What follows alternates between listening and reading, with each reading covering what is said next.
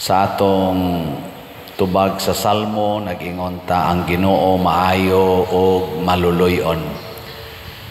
Tinuod gid siyang maayo o maluluyon kay dinhi sa atong unang pagbasa, gibutang man dinhi ni San Pablo nga kay giharian kami sa gugma ni Kristo, kay nasayod kami nga may usa ka tawo nga namatay alang sa tanan, o kini nagpasabot nga ang tanang mga tao nakaambit sa iyang kamatayon. Ang kaayo sa Ginoo, mga igsoon, makita nato dinhi sa cross, kay nagpakamatay siya para gyud sa tanan. Tistingi ko no pangutana imong tupad ing na okay ra nimo patyon ka para sa imong silingan.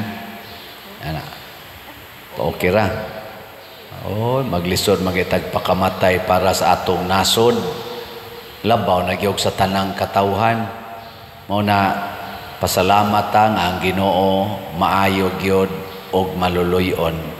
Nya dinhi sa atong ebanghelyo, ang kaayo nga gipangita sa Ginoo nato kanang dili ta manumpa. Kung musaad ta, dili ta manumpa. Unsa man ang panumpa, kanang numdum katong bata pa ta nga musaad kita ta, more pa, patay pa ko, matay pa ko, ana. Di kuno ta mobuhat ana. Ug musaad ka, saad lang. Saad ka, inigingong oo, o kana. Saad ka, ingkang dili, dili. Ayaw na po yun, more pa, matay pa ko, ana, ayaw.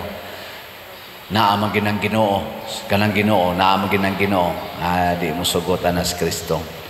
Unsa man di ay ng panumpa, kanabitang gamito nato ang mga gitawag nato pasangil ba, or basihanan, aron kunuhay ang atong gisaad, matuuhan gyud. Naamang gina si Brad Titing, saksi man gina nga di jud ko bakakon, mga inana, di pwede. Ingnon lang nimo nga buhato na nako, pero ayun lang yun, naamang gina sa Padersiano, ana.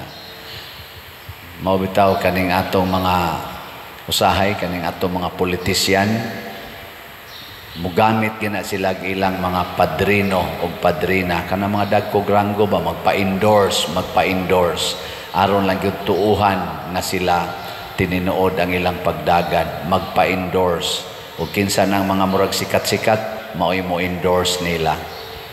Mga igsoon, ang kinabuhi di ay nga tinud-anay sama sa mahal nga Birhen Maria, dili na kinahanglan nga daygon tas mga tao, dili na kinahanglan nga inigsulti pa lang nato tuuhan ta.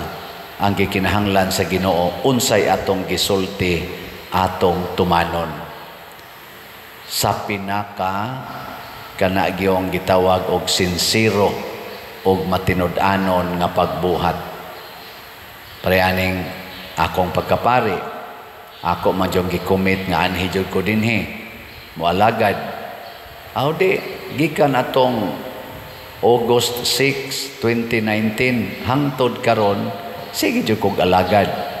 Nyaon sa may timailhan, siging baligyag slot, ana. Nya kamusad, sige sang palit, nasa uban wa mo palit.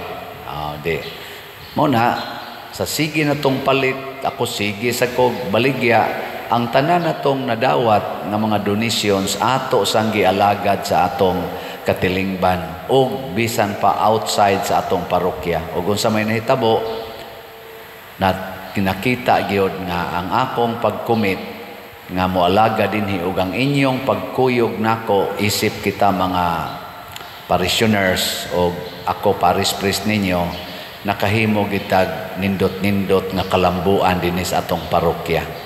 Tungod kay ato mang gibuhat ang atong gisaad, dili lang kutob lang sa sulti. Nga ang Ginoo sad mubukbo sad na nato sa mga grasya tungod kay ato mang gituman. Moro sana kamo mga asawa, di na kinahanglang daygon pa mo sa inyong bana, or mga bana daygon pa mo sa inyong asawa. Sige lang yung buhat unsay gisaad nimo sa imong asawa or sa imong bana. Sige lang yung nagbuhat. Hangtod yun mo abot yung panahon nga ipakita sa Ginoo nga pinaagi nimo namugna ang mga nindot nga butang. Og anha na makaingon ang Ginoo ang mga tao, ang Ginoo no maayo gyud og maluluyon kay kun kani palas padersyano mo gisaligan unsa man tay mabuhat ana niya. Kun kini palang ni ang asawaha mo isaligan di gid na maingon ana ilang pamilya og kinilang banaha mo gisaligan di gid na main ana ilang pamilya. Naayog yung Ginoo kay kana sagod sila bisan tinuod og naay mga kahuyangan sige gyud sunod sa Ginoo, sige gyud ampo nya kana taong asawa maghilak ra gid tawo na usahay sad kanang banaha maghilak na ang inana ba ang Ginoo na mo palampos ug ang Ginoo na maoy daygon ang Ginoo na may maayo dili kita.